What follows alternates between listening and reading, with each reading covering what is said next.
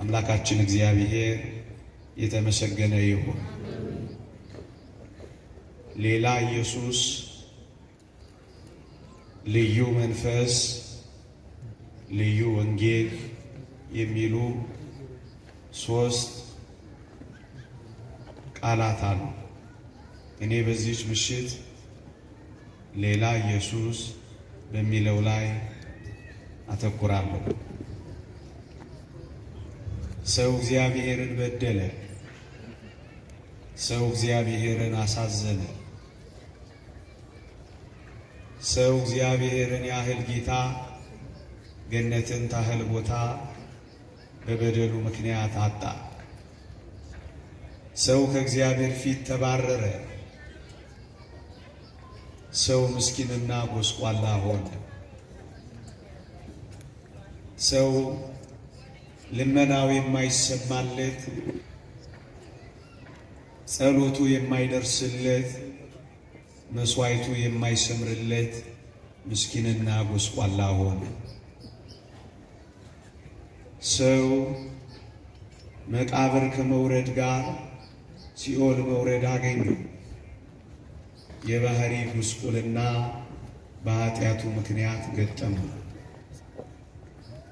ሰው በዚህ በደል ምክንያት የሚወደውን ማድረግ የማይችል፣ የማይወደውን ግን የሚያደርግ ምንኛ ምስኪን ሆነ መሰላችሁ! እንደውም ቅዱስ ጳውሎስ ለዚህ ለሞት ከተሰጠ ሰውነት ማን ያድነኛል ብሎ ጮኸ። ሰው ነፃ ፈቃዱ ደበዘዘ። ሰው እንስሳትን እንኳን የሚፈራ እስኪሆን ደረሰ። ከእግዚአብሔር ፊት በመውጣቱ ከሁሉም ጸጋዎች ፊት ወጣ። በእግዚአብሔር ፊት በመራቆቱ ብዙ ጸጋዎቹን ተራቆተ። ሰው ባጭሩ ምንኛ ምስኪን ሆነ መሰላችሁ! ይሄን ውድቀቱን የተረዳው ሰው፣ ይሄን ጉድለቱን የተረዳው ሰው አንድ ነገር አደረገ።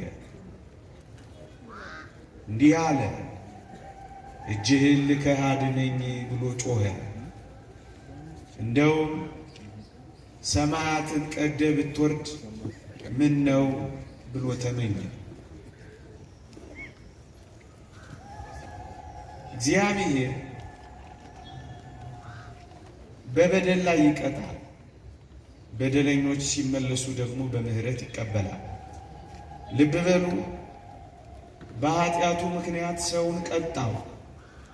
ግን ደግሞ ሰው ተጸጸተና እባክህ መልሰኝ ብሎ ለመነው። እግዚአብሔር መሐሪ ነው። እግዚአብሔር ደግሞ ተቆጪ ነው።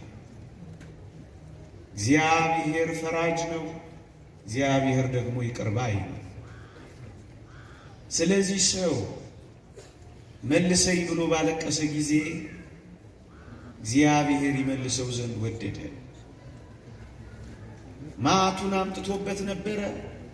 ይቅርታውን ሲጠይቀው ደግሞ በምህረቱ ሊጎበኘው ወደደ። ታዲያ እግዚአብሔር አሁን ምን ያድርግ? ሞትን ፈርዶበታል።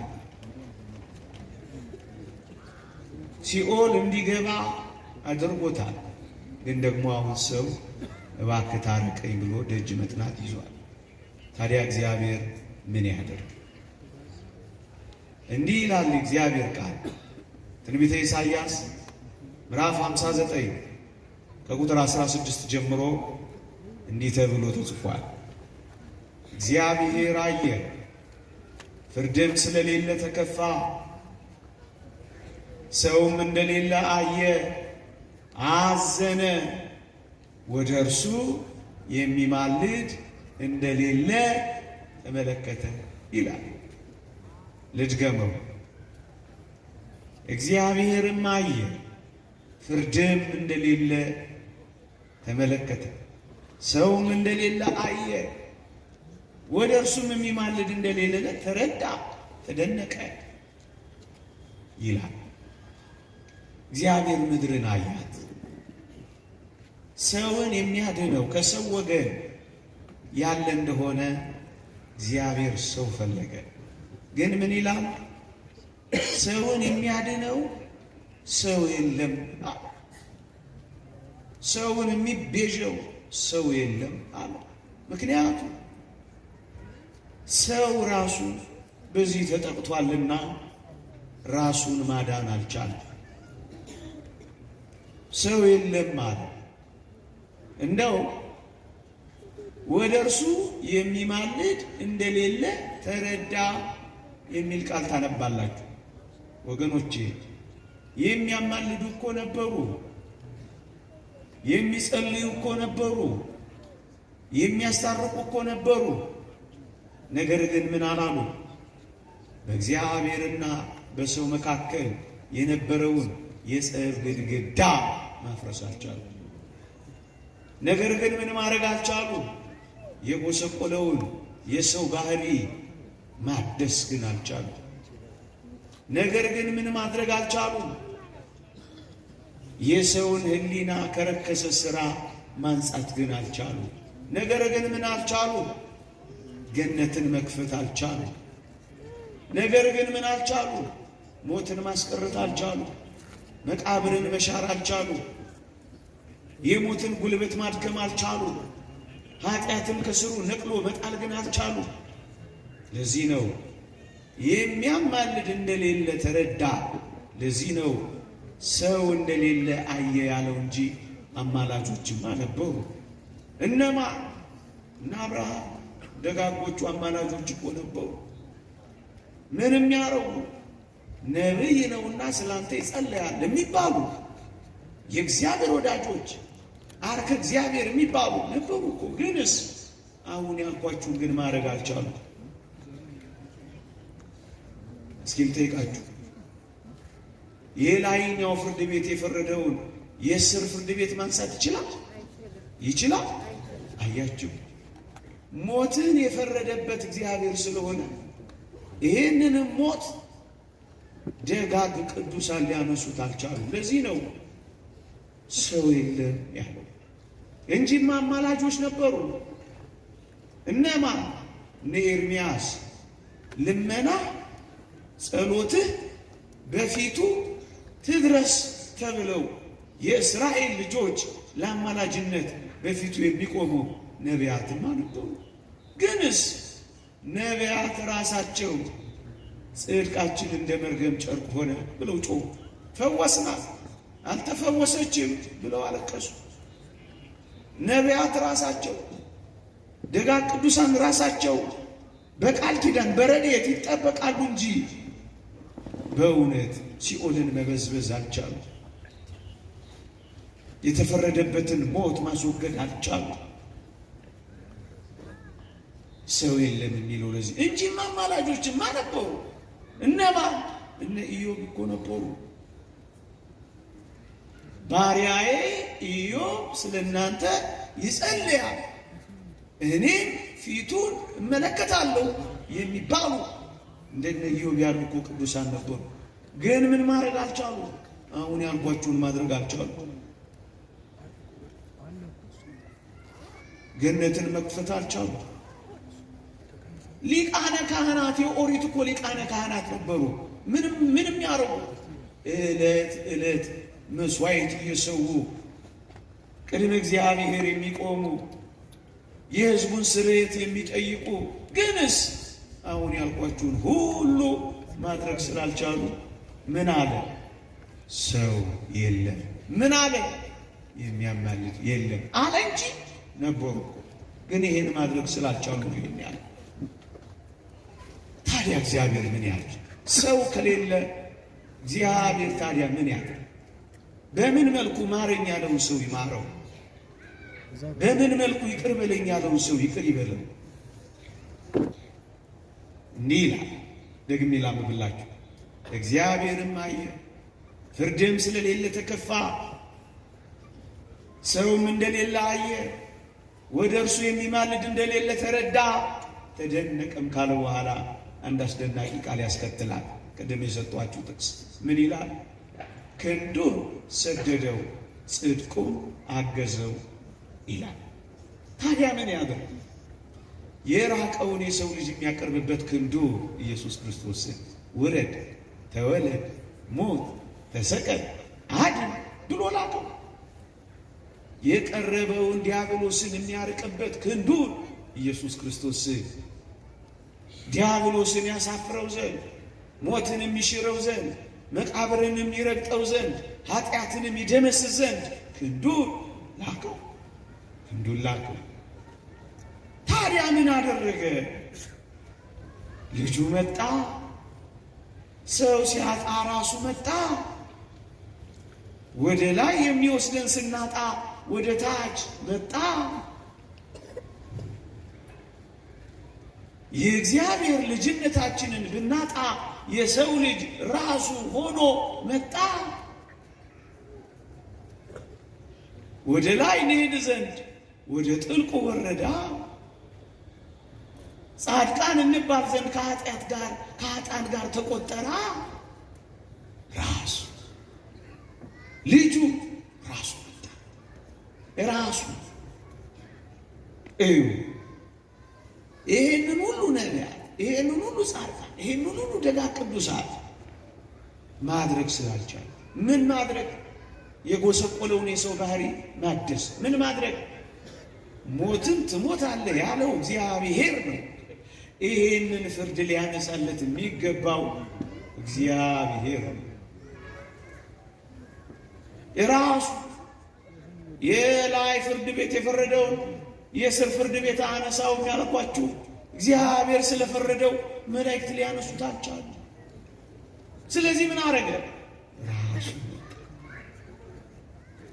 እንዲህ ይላል ነቢዩ ኢሳይያስ፣ ትንቢተ ኢሳይያስ ምዕራፍ 63 ላይ አኮ በመልአክ ወአኮ በተንባል አላ ለሊሁ እግዚእ ይመጽእ ወያድኅኖሙ ይላል። በመልአክ አይደለም፣ በአማላጅ አይደለም። እናስ እርሱ ራሱ መጥቶ ያድናቸዋል እንጂ። የተወደዳችሁ ክርስቲያኖች በመልአክ አይደለም፣ ደግሞስ በአማላጆች አይደለም። እና በማን? በራሱ በአምላካችን እግዚአብሔር፣ በአምላካችን እግዚአብሔር። እዩ ያዳነን ኢየሱስ ክርስቶስ መልአክ አይደለም፣ መልአክ አይደለም፣ የመላእክት ጌታ ነው። መጽሐፍ ቅዱስ ቅድም መምህር በዚህ ርዕስ ስለጀመሩ ነው እኔም በዚሁ ልቀጥልበት ብዬ በኩርን ወደ ዓለም ሲያስገባ የእግዚአብሔር መላእክት ሁሉ ለእርሱ ይስገዱ ይላል ተብሎ ተጽፏል። የመላእክት ጌታ ነው፣ የመላእክት ፈጣሪ ነው። አንዳንዶች እሱ ክርስቶስ ሚካኤል ነው ብለው የሚያስተምሩ አሉ። ይሄንን ኢየሱስ ክርስቶስ እኛ እናውቀውም፣ ሌላ ኢየሱስ ነው። ይሄን በምን ታረጋግጣላችሁ? ቅድም ካልኳችሁ በርካታ ቃላት በላይ በምን ማረጋገጥ ትችላላችሁ መሰላችሁ? ያለፈው ሰንበት ዲያቆኑ ያነበበውን ንባብ ሰምታችሁ ከሆነ በመላእክት አለቃ ድምፅ ከቅዱሳን ጋራ ክርስቶስ ይመጣል የሚለውን የቅዱስ ጳውሎስ የተሰሎንቄ መልእክት ምዕራፍ 4 ተነቧል። እዩ በዕለተ ምጽአት ቅዱስ ሚካኤል መለከት እየነፋ ኢየሱስ ክርስቶስ ይገለጣል በሚለው ቃሉ ሚካኤል ኢየሱስ ክርስቶስ ከሆነ ኢየሱስ ክርስቶስም ቅዱስ ሚካኤል ከሆነ እንዴት በአንድ ጊዜና በአንድ ቦታ በአንድ ቅጽበት ሁለቱንም ሊሆን ይችላል? ኢየሱስ አያችሁ፣ ቅዱስ ሚካኤል ሌላ ነው፣ ኢየሱስ ክርስቶስ ደግሞ ሌላ ነው። በመላእክ አይደለም። ደግሞስ በአማላጅ አይደለም ሄዳል ነው። እናስ በራሱ የመጣው አማላጅ ካልሆነ የተወደዳችሁ ክርስቲያኖች ሆይ የሄደው እንዴት አማላጅ ሊሆን ይችላል? ያዳነን አማላጅ ካልሆነ ይልቁንም ራሱ እግዚአብሔር ሥጋውን ቆርሶ ደሙን አፍሶ በተለየ አካሉ ሰው ሆኖ ያዳነን ከሆነ ራሱ ያዳነን ከሆነ እንዴት ነው አማላጅ ያዳነን የምንለው? አማላጁ አይደለም ያዳነን፣ ራሱን ያዳነ ራሱ ያድናቸዋል። ነቢዩ ዮሴፍ ተናግሯል። ሁለቱን የይሁዳ ከተሞች እምራቸዋለሁ። በሰይፍ ግን አይደለም፣ በሰልፍ ግን አይደለም፣ በአምላካቸው በእግዚአብሔር አድናቸዋለሁ እንጂ ይላል። ራሱ ነው መጥቶ ያዳነ። ምክንያቱም እኛ ወደ ላይ መሄድ አልቻለም። ምክንያቱም እኛ ተጠያቂዎች ሆነን የራሳችንን ነፃ ማውጣት አልቻልንም። ማን አዳነ? ራሱ መጣ። ለምን መጣ ባቸው? ምን ሊያደርግ መጣ ባቸው? አጠር አድርጌ ስለሆነ ትንሽ ታገሳችሁ ስሙ። ንዑድ ክቡር የሚሆን ሐዋርያ ጳውሎስ በኤፌሶን መልእክት ምዕራፍ 2 እንዲህ ይላል። ለምን መጣ? ክርስቶስ ለምን መጣ? የመጣበትን ምክንያት ተነጋግረናል። ለምን ራሱ እንደመጣ አይተናል። የመጣበት ምክንያትስ ምንድነው? 4 ነጥቦችን፣ በርካታ ነጥቦች ቢኖሩ 4 ነጥቦችን ግን ቅዱስ ጳውሎስ በግልጽ ያስቀምጣል። አንደኛ ሰላምን ያደርግ ዘንድ። ምክንያቱም ጸብ ነበራ። ትንቢተ ኢሳይያስ ምዕራፍ 59 ስትመለከቱ የጸብ ግድግዳ እንደነበረ ይገልጽልን። ፊታችሁን እንዳያይ በደላችሁ ከልሎታል ይላል። ድምፃችሁን እንዳይሰማ በደላችሁ ጆሮ ከልሎታል ይላል። የጸብ ግድግዳ ነበረ። እሱን ሰላም ያደርግ ዘንድ መጣ ይላል። ሁለተኛ ሰላምን ያደርግ ዘንድ ጥልን የሚገድል ዘንድ ይላል። ሰላምን የሚያደርገው ጥልን ገሎ ስለሆነ በመስቀሉ በቤዛነቱ ጥልን ይገድል ዘንድ መጣ ይላል። ሶስተኛ አዲስን ሰው በራሱ ይፈጥር ዘንድ መጣ ይላል። ትንሽ ይቆየኝ መለስበታለሁ። አራተኛው ሁለቱን በአንድ አካል ከእግዚአብሔር ጋር ያስታርቅ ዘንድ መጣ ይላል። ሰላምን ያደርጋል፣ ጥልን በመስቀሉ ይገድላል፣ አንድን አዲስን ሰው በራሱ ይፈጥራል። ለማስታረቅ መጣ። ተጣልተን ነበር፣ ርቀን ነበር ለማቅረብ፣ ተጣልተን ነበር ለማስታረቅ፣ ተለያይተን ነበር አንድ ለማድረግ መጣ። እዚህ ጋር ጥያቄ ልጠይቃችሁ፣ እናንተ አትታዩኝም፣ ከሰማችሁኝ ልጠይቃችሁ። እኔና እናንተ ታርቀናል አልታረቅንም? ጌታችን ሰው ሆኖ ስጋውን በመቁረሱ ደሙን በማፍሰሱ ቤዛ በመሆኑ ካሳ ሆኖ በመሰጠቱ ራሱን መጫወተ ርዕስ ራሱን በመስጠቱ ታርቀናል አልታረቅንም? ራጮክ በሉልኝ። ታርቀናል አልታረቅንም? አባት ብለን የምንጮህበትን የልጅነት መንፈስ አግኝተናል አላገኘንም? ገነት ተከፍታልናለች አልተከፈተች? የልጅነት ጸጋ ተሰጥቶናል አልተሰጠንም? ብንጣራ እንሰማለን አንሰማም? ብናንኳኳ ይከፈትልናል አይከፈትልንም? ታርቀናል አልታረቅንም? ታርቀናል። እዚህ ጋር አንድ ነጥብ ላስይዛችሁ። ኢየሱስ ክርስቶስ የጀመረው ያልጨረሰው፣ የሞከረው የፎረሸው ምንም እርቅ የለም። ሁሉንም እርቅ አስታርቋል፣ ታርቀናል። አሁን ኢየሱስ ክርስቶስ በሰማይ ሊያስታርቀን ሄዷል ካሉ እሱ ሌላ ኢየሱስ። አሁን በሰማይ ገና ያላስታረቀው ሌላ እርቅ እንዳለው ሁሉ ለማስታረቅ ገብቷል የሚሉ ከሆነ እሱ ሌላ ኢየሱስ ነው። ምክንያቱም እኛ ምን ብለናል? በሞቴ ምን ብለናል? ታርቀናል። ማስረጃ አለ። ግጥም እንዲህ ይላል ሮሜ መልእክት ምዕራፍ 5 ቁጥር 10 በልጁ ሞት ታረቅ። በምን በሞቱ ታረቅ። ታርቀን እንግዲህ ያው ታረቅን ካልክ አሁን በምንበድለው በደልስ እንጣላለን? አሁን ታዲያስ በምን እንታረቃለን? ክርስቶስ እንደገና ለኛ፣ እንደገና ለኢዮብ፣ እንደገና ለአልማዝ፣ እንደገና ለከበደ የማስታረቅን ስራ ለመስራት ወደ ሰማይ ሄደ የሚሉ ከሆነ ይሄ ሌላ ኢየሱስ ነው። ታዲያ በምን እንታረቃለን? ይሄው ንስሐችን ኃጢአታችንን ይቅር ሊለን ከአመፃችን ሁሉ ሊያነጻ የታመነና ጻድቅ ነው ይላል። ኃጢአታቸውን ይቅር ያላችኋቸው ይቀርላችኋል፣ የያዛችሁባቸው ተይዞባችኋል። ይሄው ስልጣንን ከተልእኮ ይሰጣቸው።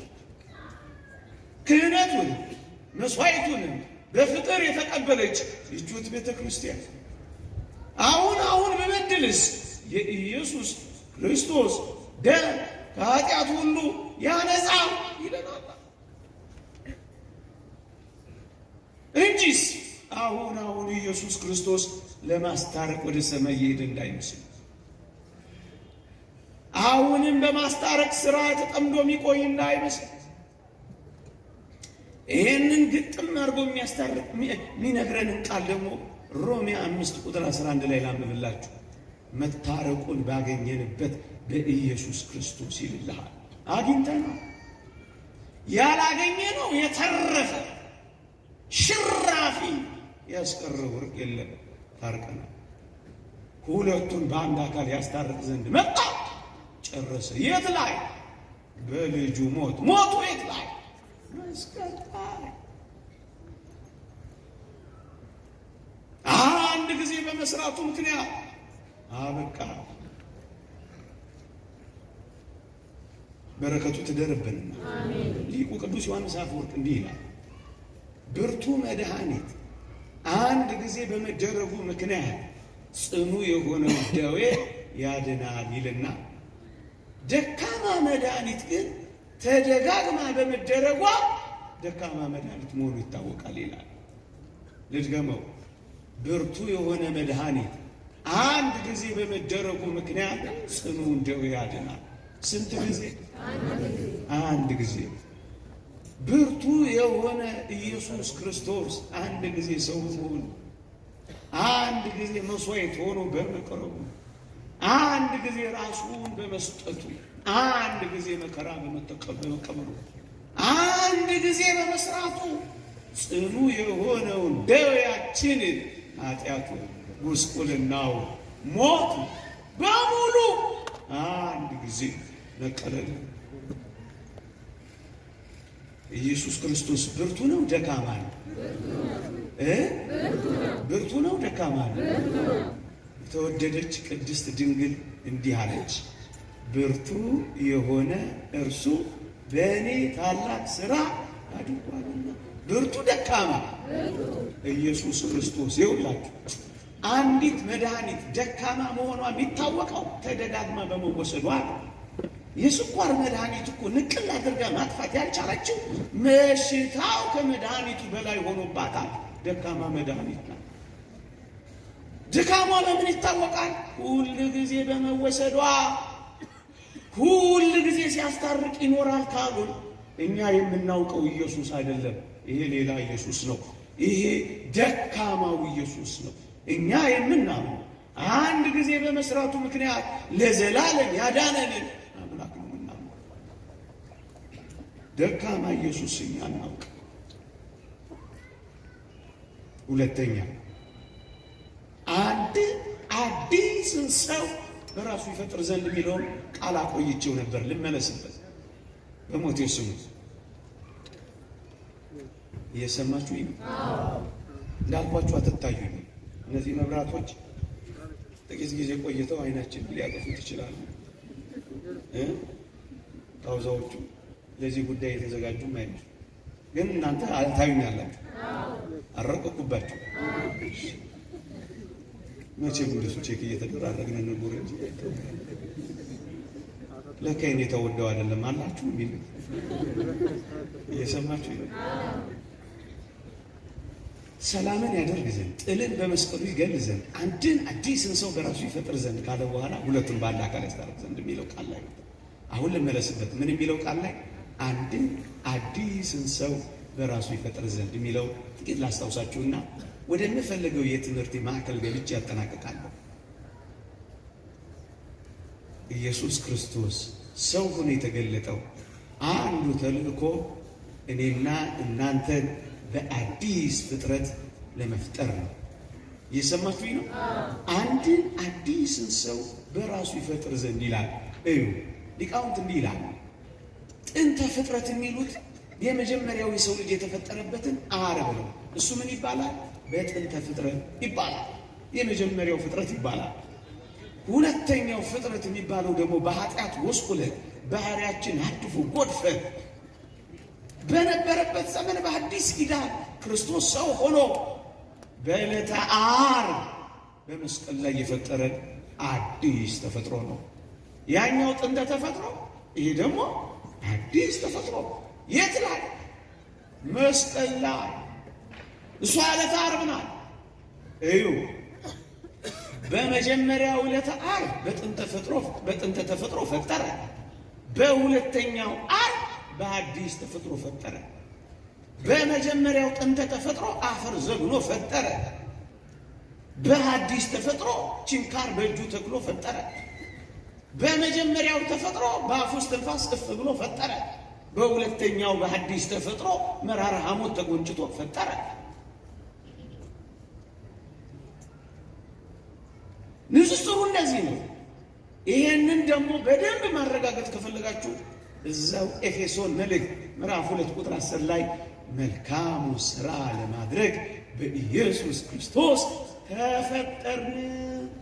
እንዴ ፈጣሪያችን ነው ኢየሱስ ክርስቶስ። ነቢይ ብቻ አይደለም፣ መምህራችን ብቻ አይደለም፣ ወደ ሰውነታችን ገብቶ የተዋሃደን ፈጣሪያችን ከነቢያት በላይ የነቢያት አምላክ ነው። ከማን ጋር ታወዳድሩታላችሁ? እሱ ከነቢያት ይበልጣል፣ ከሙሴ ይበልጣል፣ ከኢያሱ ይበልጣል። ማን ይወዳደረዋል? ማን ይፎካከረዋል? ራሱን የቻለ ሰፊ ትምህርት አለው እንጂ እንደ ሙሴ ፊቱን ሲሸፈን የማያበራ አይደለም። ልብሱ እንኳን ያንጸባርቃል ከሙሴ በላይ። ሙሴ ጫማን አውልቅ ነው የተባለው። ክርስቶስ የጫማውን ጠፍር እንኳን መፍታት የማይቻል ነው። ከሙሴ በላይ ኤልያስ በእሳት ሰረገላ ያረገው ኢየሱስ ክርስቶስስ እሳት የሚባላ እሳት፣ ልብሱ እሳት፣ ሊቀርቡት የማይቻል ብርሃን ነው። መጎናጸፊያውን ሰጥቶ ከሄደው ከቅዱስ ኤልያስ በላይ ሥጋውንና ደሙን ሰጥቶን የሄደ እሱ በላጭ ነው። ማን ነው ነቢይ ብቻ የሚያደርገው? ኢየሱስ ክርስቶስ ፈጣሪያችን ነው። መልካሙን ሥራ ለማድረግ በኢየሱስ ክርስቶስ ተፈጠርን የሚለው እኮ ለዚህ ይህ አንድን አዲስን ሰው በራሱ ይፈጥር ዘንድ ዓርብን ካነጻጸርን ካልቀረ ቅዳሜስ መነጻጸር አይገባው? ገባ። እግዚአብሔር በጥንተ ተፈጥሮ ዓርብ ዕለት ሥራ ከሠራ በኋላ ቅዳሜ ዕለት የጠበቀው ማረፍ ነው። የእግዚአብሔር ቃል ከሥራ ሁሉ አረፈ ነው የሚለው። ከሠራ በኋላ በጥንተ ፍጥረት ዓርብ ከሠራ በኋላ ቅዳሜ አረፈ ነው የተባለው። ለጌታችን ለመድኃኒታችን ለኢየሱስ ክርስቶስ ይህን ንጽጽር ስንቀጥለው ምን እናገኛለን ካላችሁ፣ በዕለተ ዓርብ በመጨከን በመስቀል ላይ ታላቁን የማዳን ሥራ ከሠራ በኋላ ክርስቶስ የሚጠብቀው ሌላ ሥራ የለው። የሚማልድበት ሌላ ሥራ የለው። የሚቃትትበት ሌላ ሥራ የለው። የሚያገለግልበት ጽዋ ይዞ ደም የሚረጭበት በሰማይ ሌላ ሥራ የለው። በአባቱ ፊት የሚቆምበት ሌላ ሥራ የለው። ይቅር በል እያለ የሚለምንበት ሌላ ሥራ የለው። ምንድን ነው ማረፍ? ይሄንን ልታረጋግጥልን ትችላላችሁ? አዎ። ምን ይላል? አንድ አስደናቂ ቃል አንብብላችሁ። እንዲህ ይላል፣ ማረፉን የምናረጋግጠው በምንድን ነው ካላችሁ፣ ያጭር መልስ በመቀመጡ ነው። እሱን ማረጋገጫ አለ። እንዲህ ይላል ሊቀ ካህናት ሁሉ ዕብራውያን 10:11 ሊቀ ካህናት ሁሉ ዕለት ዕለት እያገለገለ ኃጢአትን ሊያስወግዱ ከቶ የማይችሉትን እነዚያን መስዋዕቶች እያቀረበ ቆሟል ይላል። ይህ ስለ ኦሪቱ ሊቀ ካህናት ቅዱስ ጳውሎስ ተናግሮታል። በኦሪት የነበሩ ጊዜያዊ ስርየት የሚያሰጡ የኦሪት ሊቃነ ካህናት ዕለት ዕለት ሁል ጊዜ ይሰሩ ነበር። ለምን? ኃጢአትን ማስወገድ ስላልቻሉ ነው።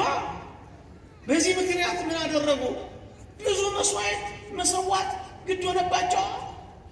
ግድ የሆነባቸው ብዙ መስዋዕት ለመሰዋት ምን ማድረግ ተጠበቀባቸው? ይቆሙ ነበራ። ሊቀ ካህናት ሁሉ ዕለት ዕለት እያገለገለ ኃጢአትን ሊያስወግዱ ከቶ የማይችሉትን እነዚያን ብዙ መስዋዕቶች እያቀረበ ቆሟል። የኦሪቱ ሊቀ ካህናት ለምንድን የቆመው? ስራ ስላለበት። ለምን? ኃጢአት ስላልተወገደ። ለምን? ስራው ስላልተፈጸመ። ለምን? ፍጡር ስለሆነ። በቃ አሁን ንጽጽሩን ይቀጥላል። ንዑድ ክቡር የሚሆን ሐዋርያ ጳውሎስ ደገኛይቱ ሆነች በዕብራውያን መልእክቱ ምዕራፍ 10 ቁጥር 11 እርሱ ግን አለና ክርስቶስን አመጣውማ። እርሱ ግን እርሱ ማን ነው? የአዲስ ኪዳኑ ሊቀ ካህናት ምን አደረገ?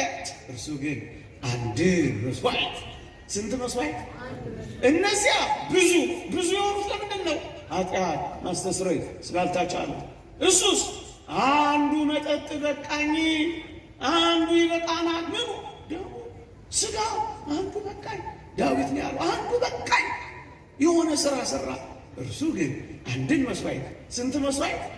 እነዚያ ብዙ፣ እሱስ አንድን መስዋዕት ለዘለዓለም አቅርቦ አንድ ለዘላለም ሰርቶ አንድ መስዋዕት ለዘላለም አቅርቦ በእግዚአብሔር ፊት ተቀመጠ ይላል።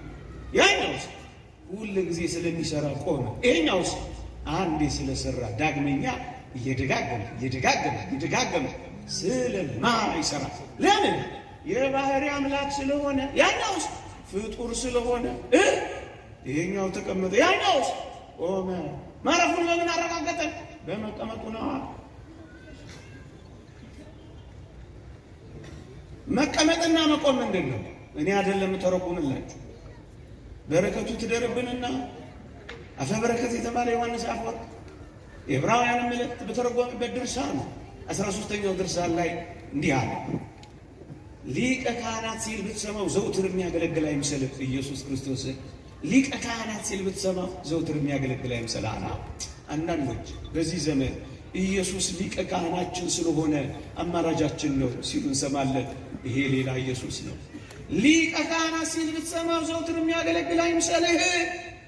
አሁንም የሚያገለግል አይምሰልህ። አሁንም የሚያስታርቅ አይምሰልህ። አሁንም ማሪ ይቅር በል የሚል አይምሰልህ። ሊቀ ካህናት ሲል ብትሰማው ዘውትር የሚያገለግል። አለበለዚያማ እኮ ፍጡር ሆነ፣ አንዴ ብቻ ማይሰራ ለዘውትር የሚተጋ ከሆነ ምኑን ፈጣሪ ሆነ? ምኑን የባህሪ አምላክ ሆነ? ምኑን ከኦሪት ሊቃነ ካህናት ተለየ? አንተ ሊቀ ካህናት ሲል ብትሰማው ዘውትር የሚያገለግል አይምሰልህ። አንዴ ይበቃዋል። ብርቱ ነዋ፣ የባህሪ አምላክ ነዋ። ይቀጥላል። ሊቀ ካህናት ሲል ብትሰማው ዘውትር የሚያገለግል አይምሰልህ ይልና ሰው ሲሆን የሰውነትን ሥራ በመስራት ጸንቶ እንዳልኖረ ሰው ነው ክርስቶስ። አሁን በሰማይ ፍጹም ሰው ፍጹም አምላክ ነው። ሰው ነው የምንለው ግን የሰውነትን ሥራ በመስራት በሰማይ አይኖርም፣ አይጸናም። ለምን? ሰው ነው፣ አይራብም። እውነት አስብ፣ በሰማይ ይራባል? ሰው ነው፣ የሰውነትን ሥራ በመስራት ጸንቶ አይኖርም፣ አይራብም። ሰው ነው፣ አይጠማም። ሰው ነው፣ አይታመምም። ሰው ነው፣ አይደክምም። ሰው ነው፣ አይሞትም። ሰው ሲሆን የሰውነትን ሥራ በመስራት ጸንቶ እንዳልኖረ ባገለገለም ጊዜ በማገልገል ሥራው ጸንቶ አልኖረም። እየሰማችሁኝ ነው? አንድ ጊዜ አገለገለ፣ ከዚያ ግን ተቀመጠ። በማገልገል ሥራው፣ በማስታረቅ ሥራው፣ በማማለድ ጸንቶ አልኖረም። አንድ ጊዜ ነው የሚበቃው። ሁል ጊዜ ያገለግላል የሚል ሰው ቢኖር፣ ሁል ጊዜ ያስታርቃል የሚል ሰው ቢኖር ሁል ጊዜ ያማልዳል የሚል ሰው ቢኖር ስለ ሌላ ኢየሱስ ነው የሚያወራው።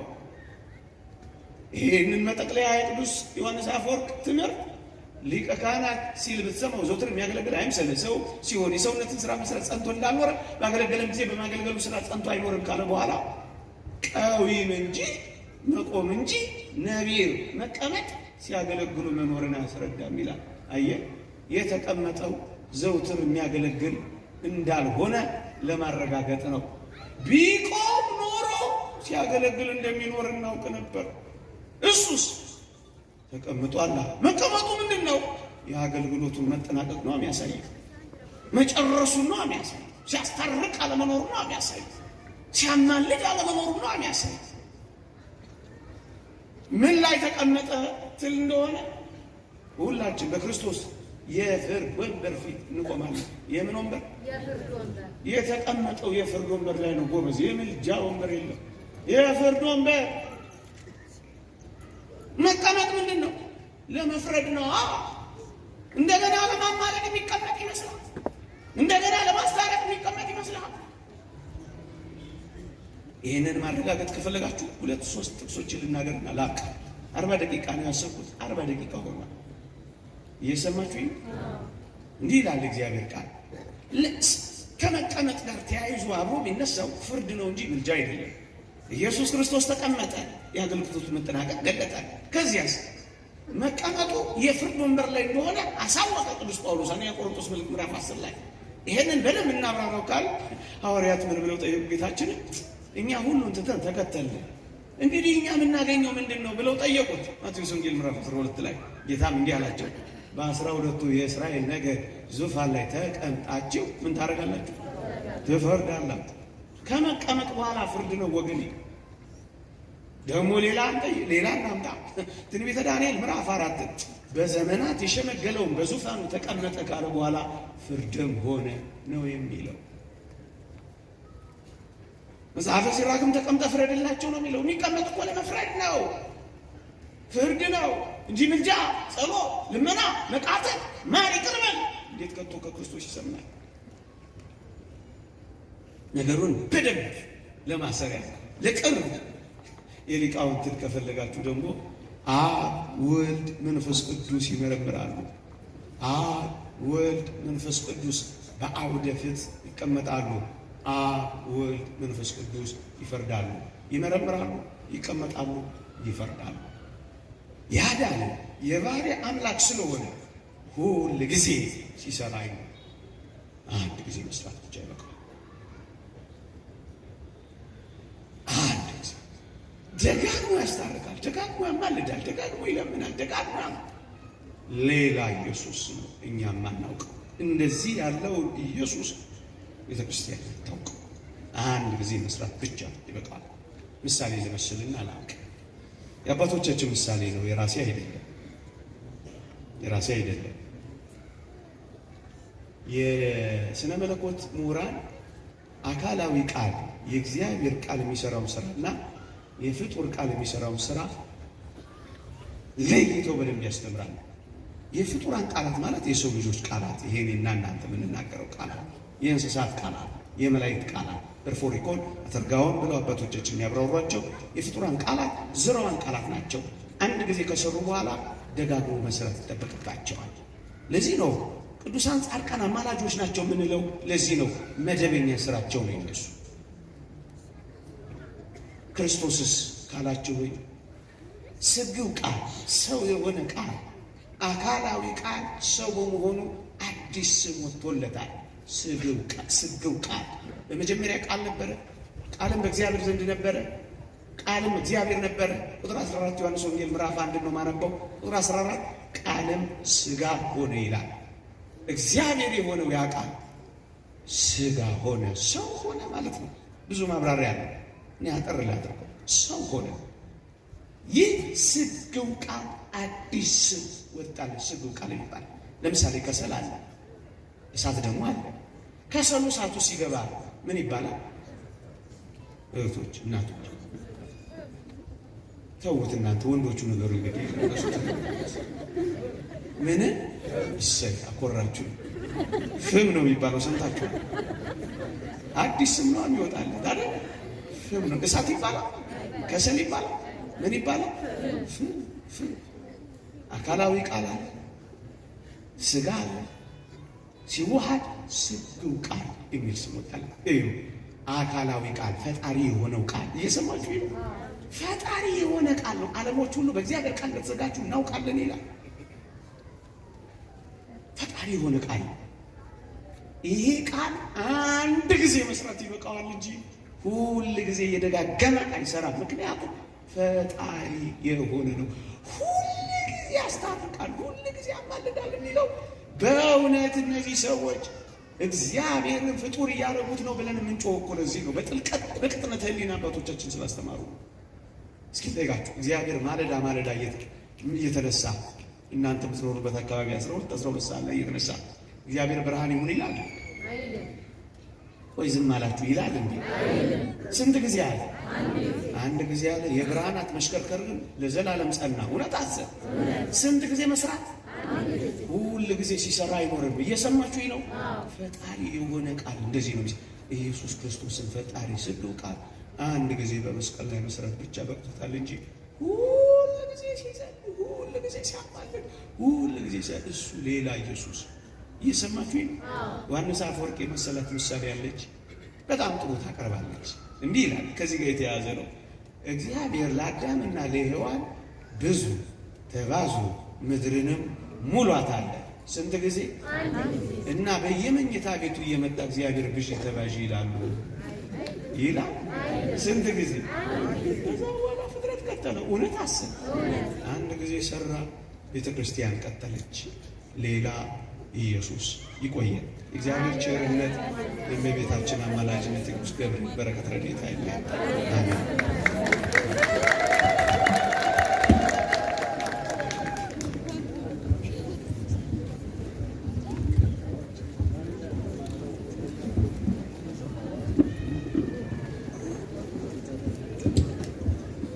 ያስተማረን የመከረን የአባቶቻችን አምላክ የእኛም አምላካችን ቅዱስ እግዚአብሔር ስለማይነገር ስጦታ ሁሉ ስሙ በድጋሚ የከበረና የተመሰገነ ይሁን።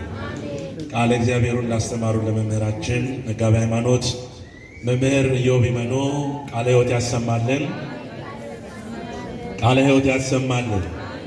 የአገልግሎት ዘመናቸውን እግዚአብሔር አምላክ ይባርክልን።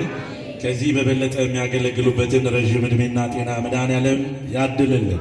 ያስተማረን አምላካችን እግዚአብሔር ስሙ በድጋሚ የከበረና የተመሰገነ ይሁን። ክብር ለሚገባ ሁሉ ክብር ስጡ እንዳለ መጽሐፍ ያስተማረን የረዳን አምላካችን እግዚአብሔርን እስቲ አንድ ጊዜ አመስግኑት። ከፍ አድርጋችሁ ክብርና ምስጋና አምላካችን ይሁን። እንደምን አመሻችሁ። እስቲ ሴቶቹ ዝም በሉ፣ ወንዶቹ ብቻ ድምፃችሁን ከፍ አድርጉ። እንደምን አመሻችሁ። በጣም ብዙ ወንድ አለ፣ ይገርማችኋል። እንደሌሉ ሆነው ነው የተቀመጡት። ግን እንደምን አመሻችሁ። ሴቶች አላልኩም፣ ትቀላቀላላችሁ፣ ጾታ ቀየራችሁ ማለት ነው። ሴቶቹ ድምፃችሁን ከፍ አድርጉ። እንደምን አመሻችሁ። ወይ ህፃናቱ ናቸው እንዲከፍ አድርገው ሌሎቻችሁ ያላችሁ መስሎናል። የረዳን ያገዘን አምላካችን እግዚአብሔር እስካሁንም የጠበቀን እርሱ ነውና ስሙ በድጋሚ የከበረና የተመሰገነ ይሁን። መርሐ ግብራችንን በዝማሬ ነው የምንፈጽመው። እጅግ ተወዳጁ ወንድማችን ዘማሪ ዲያቆን አቤል መክብብ በማዕከላችን አለ። እሱ ከመዘመሩ በፊት አንድ ሁለት ምስክርነት ልንገራችሁና እንዲሁም ማስታወቂያዎች ይኖሩናል። እነሱን ተናግሬ መርሐ ግብራችንን እንጠቀልላለን ማለት ነው። ጊዜ አንወስድባችሁም። ምስክርነት ነው። ወንድሜ የውጭ ፕሮሰስ ጀምሮ ነበረ፣ ግን አልሳካለት አለው። እጥቼ ለቅዱስ ገብርኤል ነገርኩት፣ እሱም ሰማኝ፣ ተሳካለት። እኔን የሰማ እናንተንም ይስማችሁ፣ ወንድሜን ረድቶት ፈጽሞልኛል ብለዋል። እነሱን የሰማ እኛንም ይስማል። አሜን በሉ። እህተ ሚካኤል እባላለሁ። ለቅዱስ ገብርኤል በሚስጥር ጠይቄው ነበረ። በሚስጥር የለመንኩትን ሳይውል ሳያድር ልመናዬን ሰማኝ። ለክብሩ መግለጫ 19,000 ብር አስገብቻለሁ ብለዋል። እኔን የሰማ እናንተን የሚስማ ብለውናል። እንግዲህ ሌሎችም እንዲሁ የተደረገላቸውን እየሰጡ ወይም ደግሞ እየመሰከሩ ይገኛሉ። ቅዱስ ገብርኤል ስሜን ያውቀዋል።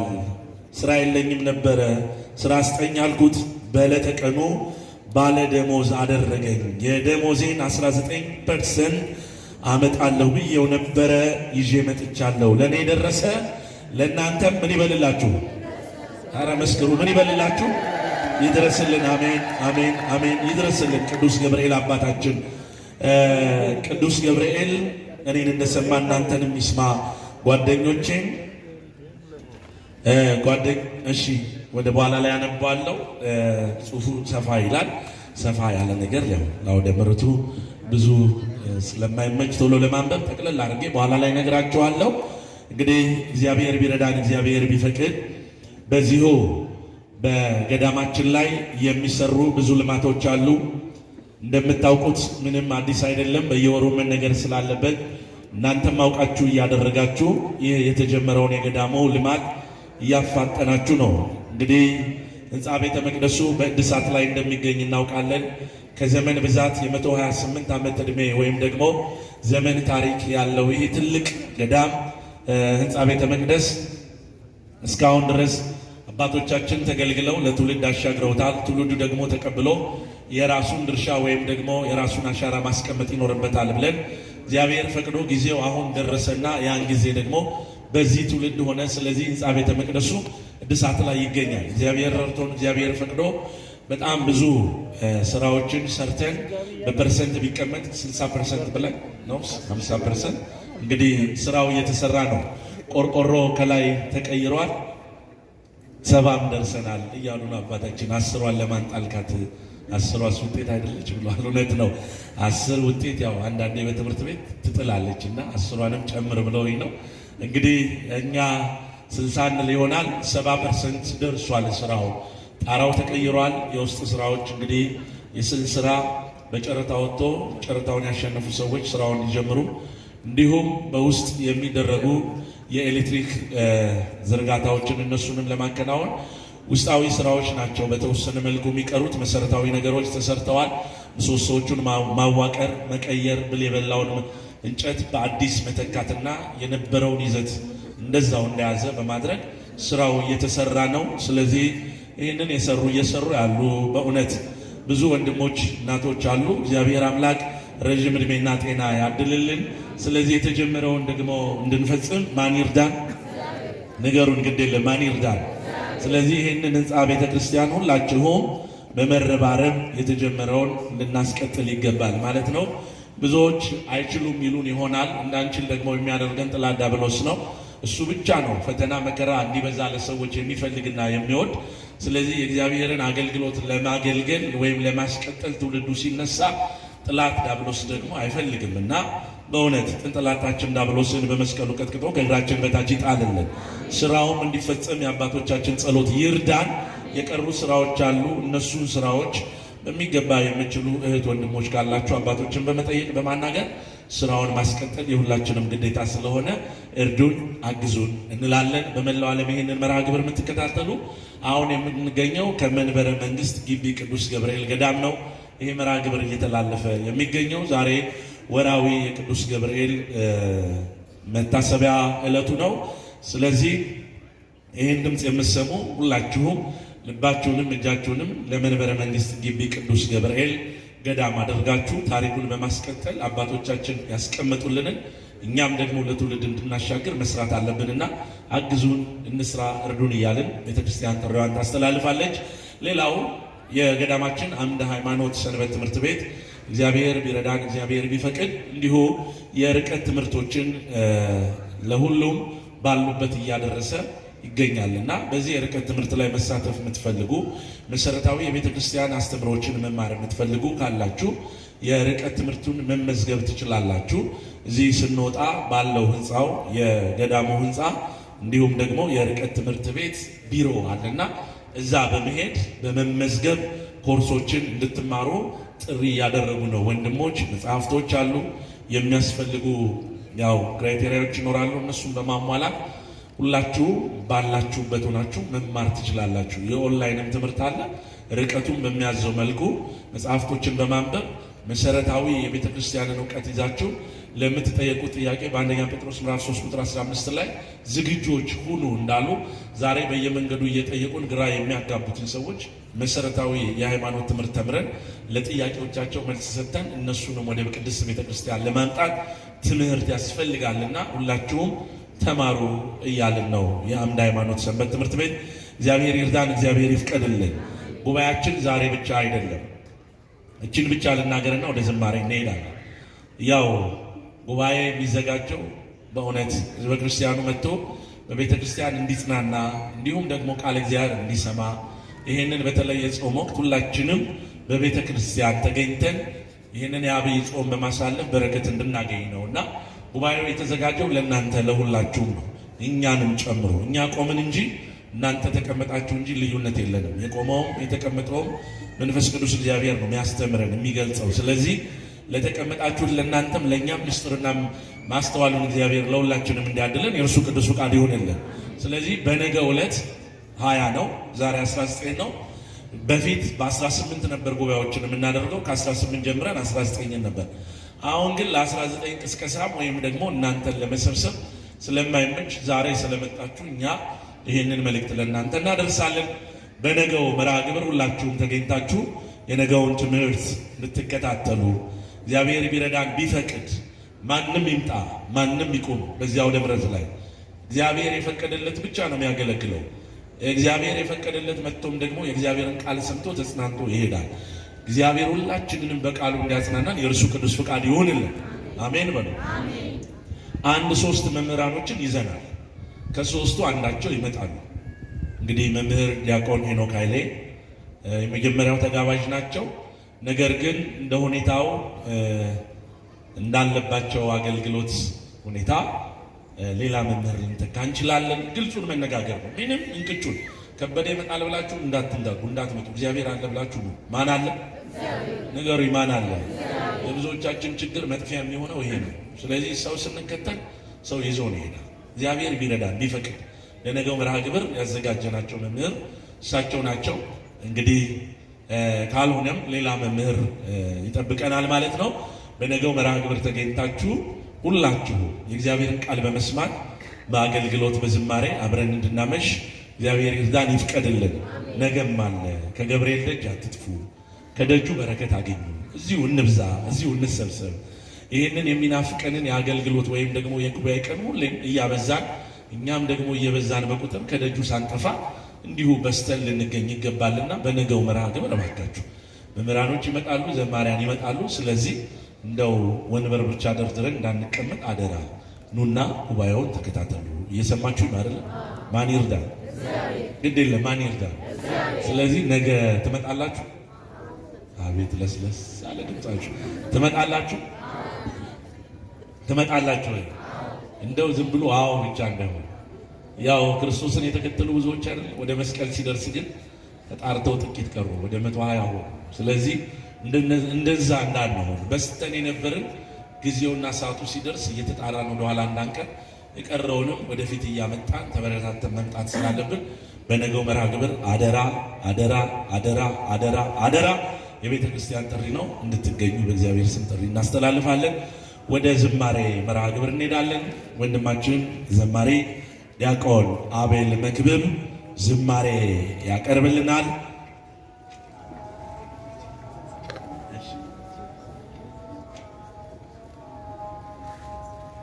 ግሩም ትንሽ ነው ጥቂት ሀሳብ የቤተ መቅደሱን ጉዳይ በወረቀት ያለ ነገር የሚያስፈልግ ነገር ልግለጽላችሁ። ጥቂት ነው ብዙ አይደለም። የክሪስታል ወይም ተንጠልጣይ መብራት ለመቅደሱ ያስፈልጋል። አንድ ያስፈልጋል ብዛት። የአንድ ዋጋ 450 ሺህ ነው። የቅዱስ ገብርኤል ወዳጅ ቤትህ እንዲበራል ቤትሽ እንዲበራልሽ የምትፈልጊ እናትህን ይህንን መብራት ለቅዱስ ገብርኤል አብሩለት ኑና እኔ አለው ብላችሁ ይህንን በቤተሰባችሁ በራሳችሁ ለትውስታ ለታሪክ እንዲሻገር አንድ ተንጠልጣይ የማለኛውን እንድትገዙልን አደራ እንላለን። ክሪስታል ተንጠልጣይ መብራት ለቅድስቱ 8 ያስፈልጋል።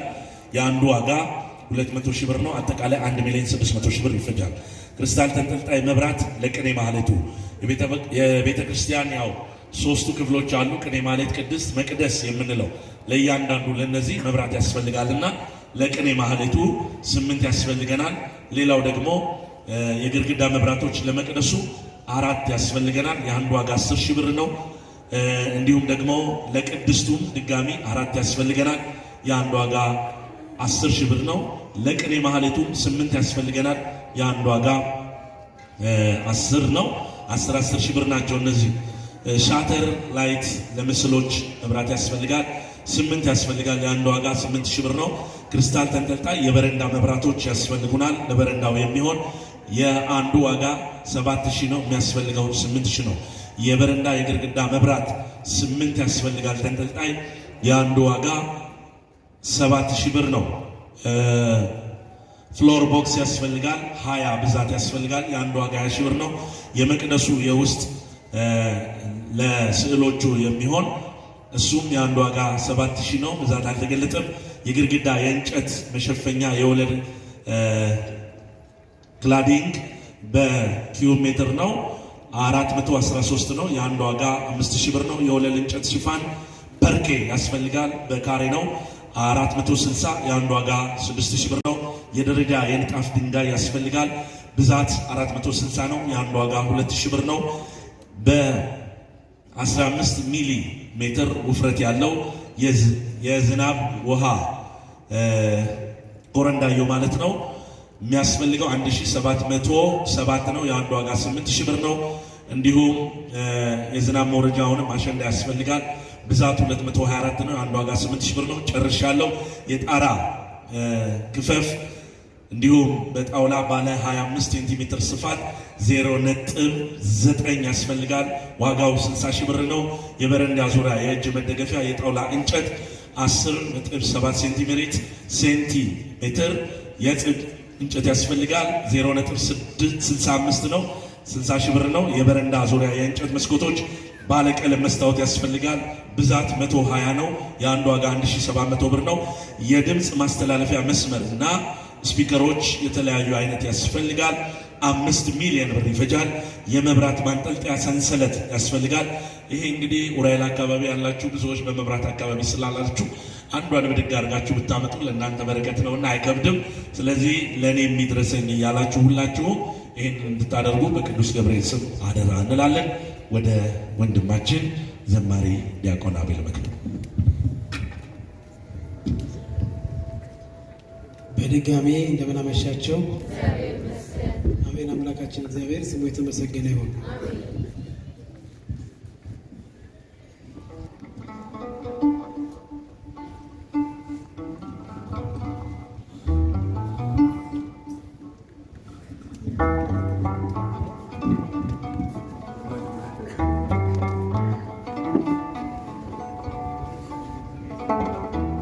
ይቅር ስላልከኝ ነው እያለን እንዘምራለን። አምላካችን እግዚአብሔር ከሁላችን ጋር ይሁን።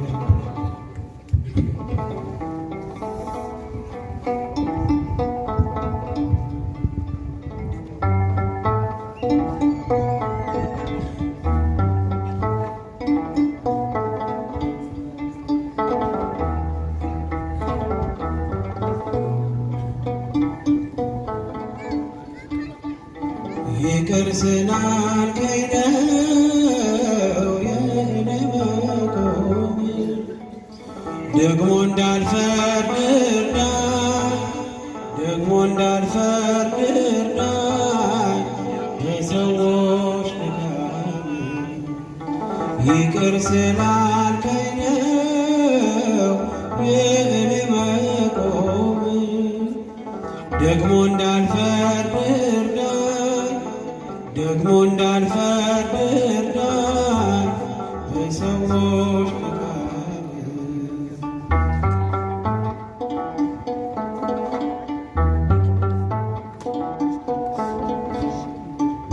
ባታለብሰኝ ኖሮ ኖሬ ሸፍነህ፣ ባታቆመኝ ኖሮ በደሌን ከድነህ፣ በጠፋ ነበር ስም አጠራሬ። ድካሜ ብዙ ነው እንደ ራስ ፀጉሬ፣ ጉድፍ ሆናል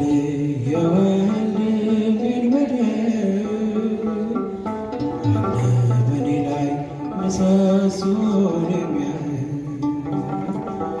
ጉዱፍ ሆናል የወንድሜን በደል አለ በኔ ላይ ምሰሶን የሚያህል ይቅር ስላልከኝ ነው የእኔ መቆም ደግሞ እንዳልፈርድ እርዳኝ ደግሞ እንዳልፈርድ እርዳኝ በሰዎች ድካም ለዛሬ መድረሴ አይደል በጽድቄ እያነሳኝ ነው አይተህ ወድቄ በፈረድኩበት ፍርድ እንዳይፈረድ አልሆን ፈሪሳዊ ወንድሜን ልውደድ ጉዱፍ ሆናል የወንድሜን በደል አለ በኔ ላይ ምሰሶን የሚያህል ጉዱፍ ሆናል የወንድሜን በደል አለ በኔ ላይ ምሰሶን የሚያህል ይቅር ስላልከኝ ነው የእኔ መቆም ደግሞ እንዳልፈርድ እርዳኝ ደግሞ እንዳልፈርድ እርዳኝ በሰዎች ድካም ዕለት ዕለት ግብሬ ኃጢአት መስራት ነው አንተ ዕለት ዕለት እኔን መማር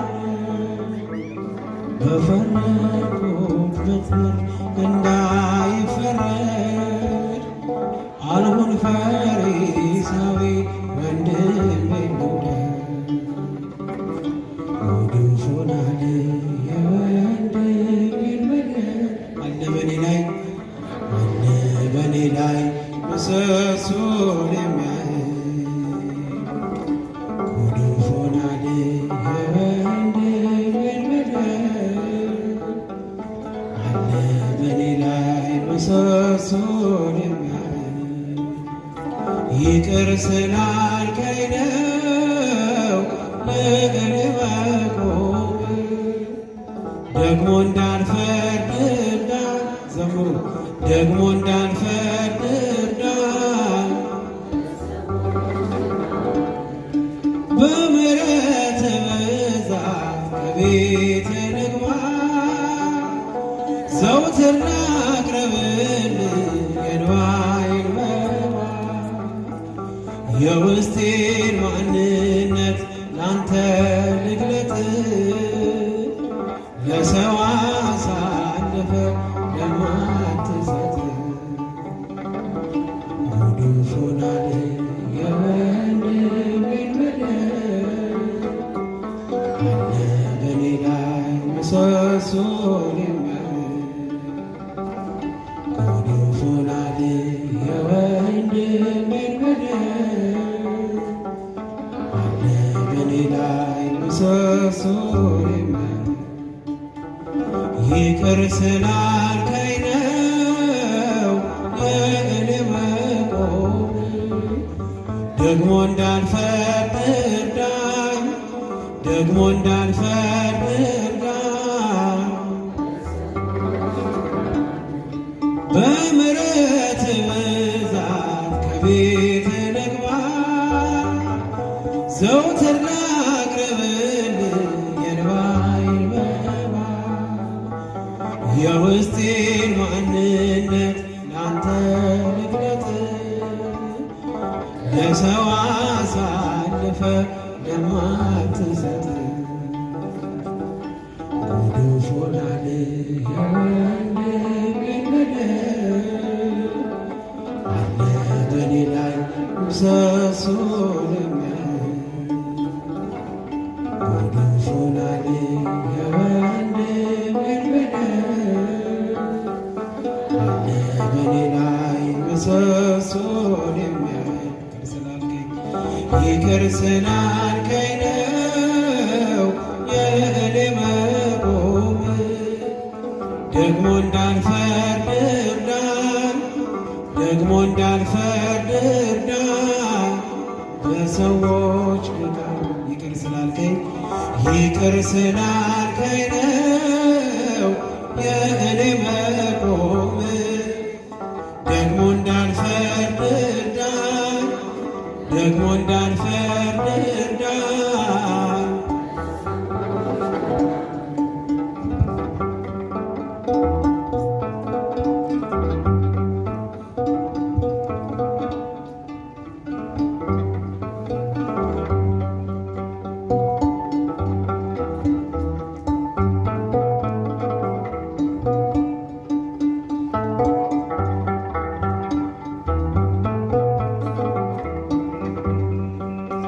እኔም ትውልድ ነኝ ብፅዕት እልሻለሁ፣ እንደ አባቶቼ ስምሽን አከብራለሁ። እኔም ትውልድ ነኝ ብፅዕት እልሻለሁ፣ እንደ አባቶቼ ስምሽን አከብራለሁ። እኔም ትውልድ ነኝ ብፅዕት እልሻለሁ፣ እንደ አባቶቼ ስምሽን አከብራለሁ። አይደለም ከዓለም ከሥጋና ከደም በመንፈስ ቅዱስ ነው ያወቅሁት ያንቺን ስም። ስለዚህ ማርያም ሆይ ከፍ አደርግሻለሁ፣ የፍጥረቱን ጌታ በእቅፍሽ ስላየው። እኔም ትውልድ ነኝ ብፅዕት እልሻለሁ፣ እንደ አባቶቼ ስምሽን አከብራለሁ። እኔም ትውልድ ነኝ ብፅዕት እልሻለሁ፣ እንደ አባቶቼ በዘላለም ኪዳን እግዚአብሔር በሰጠሽ ከጥፋቱ ውኃ ትውልዱን ያስጠጋሽ እስከ አድማስ ጥግ ድረስ ክብርሽን ብገልጥ የሚስተካከልሽ የለም ከፍጥረት። እኔም ትውልድ ነኝ ብፅዕት እልሻለሁ፣ እንደ አባቶቼ ስምሽን አከብራለሁ። ዘምሩ። እኔም ትውልድ ነኝ ብፅዕት እልሻለሁ፣ እንደ አባቶቼ በኃጢአት ደክሜ ብሆንም ኮልታፋ ድንግል ሆይ ምልጃሽን አድርጌያለሁ ተስፋ። ምስጋናሽ በዝቶልኝ ከጧት እስከ ማታ ተፈሥሒ ልበል በገብርኤል ሰላምታ። እኔም ትውልድ ነኝ ብፅዕት እልሻለሁ፣ እንደ አባቶቼ ስምሽን አከብራለሁ።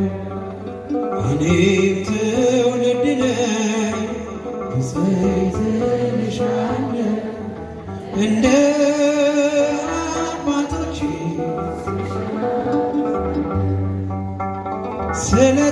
ስለተቀበልኩኝ ስምሽን ከአባቶቼ ለዓለም እነግራለሁ ክብርሽን አብዝቼ።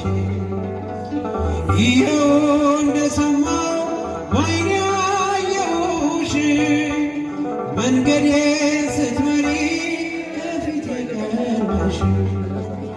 እኔም ትውልድ ነኝ ብፅዕት እልሻለሁ፣ እንደ አባቶቼ ስምሽን አከብራለሁ። እኔም ትውልድ ነኝ ብፅዕት እልሻለሁ፣ እንደ አባቶቼ ስምሽን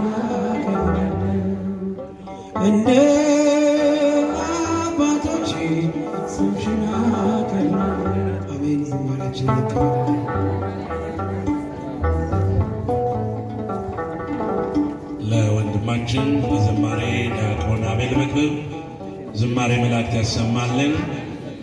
መርቁት እንጂ ዝማሬ መላእክት ያሰማልን። የአገልግሎት ዘመኑን እግዚአብሔር አምላክ ይባርክልን። ከዚህ በበለጠ ጋር እንዲያገለግል እግዚአብሔር አምላክ ይርዳው ይፍቀድለት። ያው ትጉ አገልጋይ ነው።